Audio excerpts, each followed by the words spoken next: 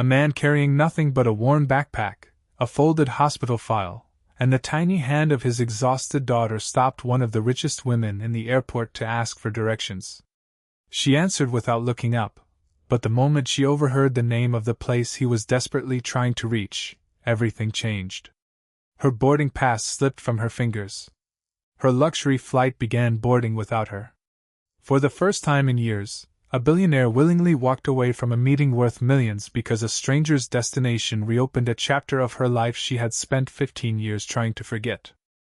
If you believe that kindness always finds its way back, and that second chances can change lives forever, please take a moment to like this video, comment where you're watching from, share this story with someone who needs hope today, and subscribe to Soul's Syllabus for more unforgettable emotional stories. The airport buzzed with hurried footsteps, rolling suitcases, and endless announcements that blurred into background noise, but Daniel Carter barely noticed any of it. His entire world existed inside the frightened eyes of his 8-year-old daughter, Lily. Since losing his wife 2 years earlier, every sunrise had been another battle. He worked construction during the day, drove food deliveries at night, and somehow still found enough strength to smile every morning so Lily would never see how broken he truly felt. But now another storm had entered their lives. Lily had developed a rare heart condition, and every local doctor had reached the same heartbreaking conclusion. There was only one specialist left who might save her, a surgeon working at a remote charity medical center hundreds of miles away. Daniel had sold nearly everything he owned just to afford bus tickets, borrowed money from neighbors to buy train passes, and finally managed to reach the airport after someone donated 2 standby tickets. Yet even after all that sacrifice, he was hopelessly lost inside the massive terminal. Across the terminal stood Victoria Hale, one of the country's most respected technology billionaires. Her tailored suit, private security, and first-class boarding pass reflected a life that seemed impossibly distant from Daniel's. She was preparing to leave for Singapore, where investors waited to finalize the largest business acquisition of her career. Newspapers described her as brilliant, fearless, and untouchable. Very few people knew that behind every magazine cover and every financial headline lived a woman haunted by a decision she could never forgive herself for. Daniel hesitated before approaching her. He noticed the airport staff rushing around her, assuming she might know the terminal better than anyone nearby. With quiet humility, he simply asked which gate led to the regional medical shuttle terminal. Victoria answered politely, barely lifting her eyes, until she heard him softly reassure Lily that they only needed to reach St. Gabriel Children's Medical Center before sunset because Dr. Eleanor Brooks had promised to wait if they arrived in time. Everything around Victoria froze. That hospital name echoed inside her mind like thunder. St. Gabriel's was not just another hospital. 15 years earlier it had been the place where her younger brother had spent his final days. She had skipped visiting him to attend an international investors' conference that launched her billion-dollar empire. By the time she returned, he was gone. Every award she had ever accepted, every luxury home she had purchased, and every private jet she had flown had failed to silence the guilt of choosing success over family. She secretly funded the hospital every year, hoping generosity could somehow repay regret, but she had never returned. Without thinking, Victoria looked at the departure screen. Final boarding for her international flight had already begun. Her assistant reminded her that hundreds of employees depended on this meeting. Investors were already waiting overseas. Yet none of those arguments could compete with the memory of her brother smiling from a hospital bed, asking if she would come back before bedtime. Victoria quietly tore her attention away from the departure gate and instead looked at Lily. The little girl's face was pale, but she still smiled at her father, as though she completely trusted him to fix everything. That innocent smile reminded Victoria of another child she had once promised never to disappoint. She cancelled her flight. Her security team stared in disbelief. Her executives protested through frantic phone calls. News reporters later speculated that an unexpected emergency had changed her plans. None of them knew the truth. Victoria simply asked Daniel if he would allow her to help them reach the hospital faster. Daniel immediately declined. Pride had become the only possession poverty had failed to steal from him. He thanked her sincerely but insisted that countless strangers had already helped them enough. He believed someone wealthier surely deserved her attention. Instead of offering money, she quietly arranged transportation through the airport's emergency medical network. Within minutes, a medical helicopter stood ready on the nearby rooftop. Daniel resisted once more, convinced there had to be families facing even greater hardship. Only after doctors explained that every passing minute mattered for Lily's condition did he finally accept.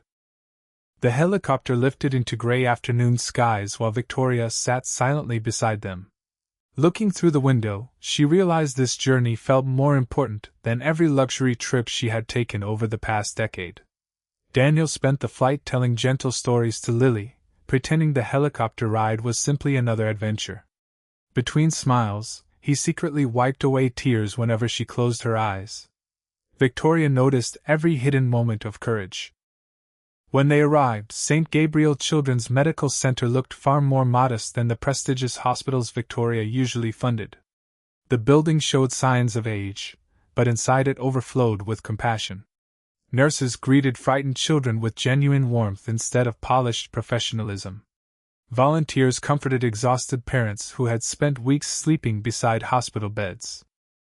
Dr. Eleanor Brooks examined Lily immediately.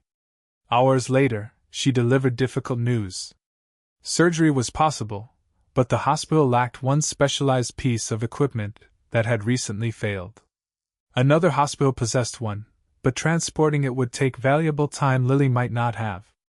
Victoria quietly walked into the administration office.